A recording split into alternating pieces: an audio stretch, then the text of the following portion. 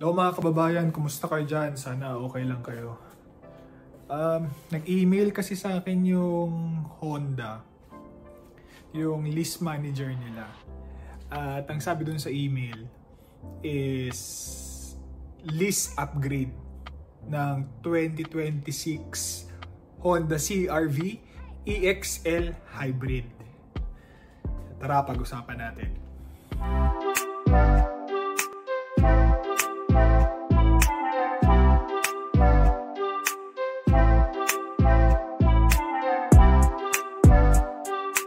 Dito kasi sa Canada, meron kang tatlong option para kumuha ng sasakyan. Una is magbayad ka ng cash, which is meron din naman dyan sa Pilipinas. Pangalawang option is mag-financing ka or financing loan. Yung tinatawag dyan car loan, meron din dito sa Canada or same dyan sa Pilipinas.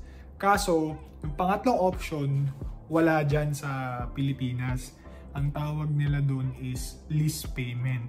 So, paano ba nag-work yung lease payment na yon? Let's say, ang advantage ng lease payment is mas mababa yung babayaran mong monthly payment.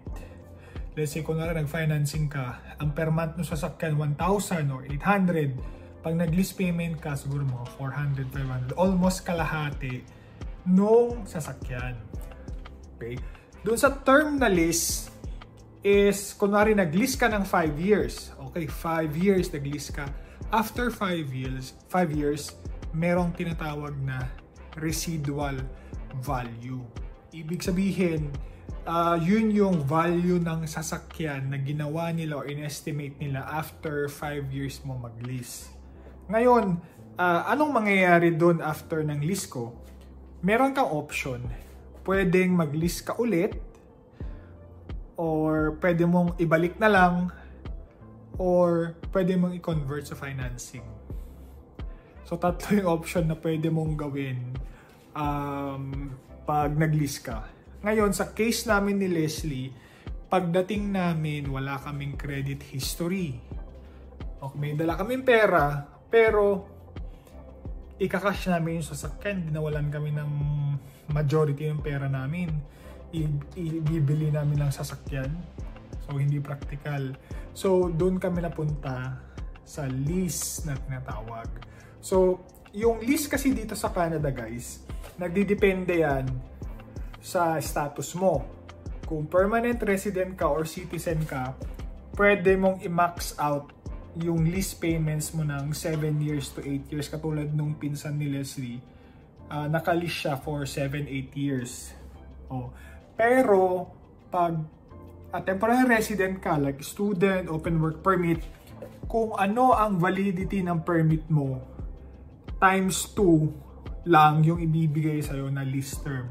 Let's say for example, sa case namin, nung unang dating namin dito, ang validity ng permit ko 2 years. So 4 years lang ang binigay na lease. Ganun nagwo-work ang lease payments dito. Ngayon, naka-receive ako ng email doon sa Honda mismo na sinasabi niya na meron kaming Honda CR-V EX Hybrid 2026, guys, brand new. Based dito sa binabayaran mo, pwede mong makuha to with same payment. Okay, so binabayaran namin dito is ganitong amount. Kunin namin yung 2026 EXL na CR-V, same amount. So parang ikaw, tempting, di ba? Na bagong sasakyan, same payment, hybrid pa, sobrang ganda pa, hybrid CR-V. So ikaw mapapaisip ka, parang jackpot ako dito Parang gusto kong palit. So yun yung unang ano namin ni Leslie. Parang na-feel namin, magpalit na kaya tayo, ganyan. So parang sulit palit na kaya tayo. Pero at the end of the day, guys, inisip namin, sabi ko kay Leslie, kasi siya Kasi, mas mahal talaga yung bayad mo pag nag-lease ka kasi magli-lease ka ng 5 years tapos may residual value pa na natitira. Sabi ko kay Leslie, tapusin natin tong lease ng CRV natin. Financing natin. Pag na-PR na tayo, bilhin tayong bahay. Pag natapos tayong financing ng CRV, saka tayo kumuha ng family car talaga. Kasi sa akin, sabi ko, kahit anong sasakyan, okay ako. Basta makarating ako sa point A and point B, saka SUV, kahit second hand yan, papayag ako.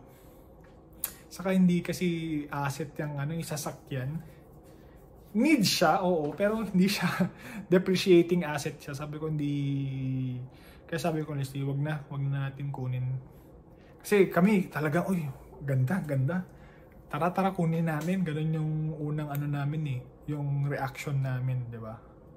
Pero kasi kahit same pay yan or same lease payments, guys, after ng lease term mo, may residual value yan. Ibig sabihin yun yung value niya after ng term. Most likely, mas mataas yung residual value niyan compared doon sa residual value nung sasakyan namin ngayon. Kasi mas bago, mas mura. Kasi tinitignan ko, guys, yung current price nung CRV namin 2023 versus 2026, 3 years 3 years na yung parang nakaraan. Plus 10,000 ang difference. So kung residual value nyon is 10,000 difference, so mga ganon din ang residual value niya after 4 years. So para sa akin, di masyadong mahal. Stick na lang tayo sa sasakyan natin. Okay naman Okay naman yung CRV natin. Gas nga lang. Pero yun lang ang difference. Gas. Bakit ako magpapalit ng engine? Samantalang every 3 weeks ako naggagas. Pag walang pupuntahan, umabot pa ng 4 weeks, 3 to 4 weeks. Pag pupunta kami ng Hamilton, doon lang ako maggagas. Pero pag ganyan lang, bahay lang, matipid pa na yung 3 weeks. $50, 3 weeks. Diba? $50, 3 weeks in pesos, siguro mga $2,000, 2,000 pesos. In 3 weeks, tipid na din yun. Ba't ako magpapalit? Same lang din naman ng concept. Ang nag-iba lang talaga is hybrid. Although maganda hybrid ng CRV, guys. Pero yun, sabi ko wag na muna. At yun nga, na-realize din ni Leslie.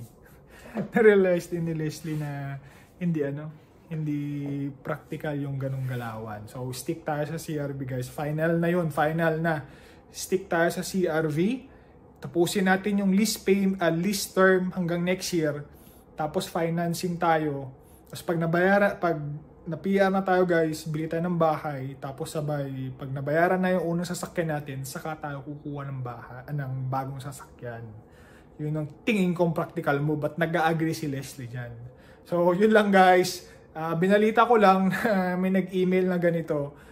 Tempting siya sa una, pero pag bagong dating kayo dito sa Canada, guys, yung mga bagay-bagay na ganyan, sobrang daling kumuha ng sasakyan.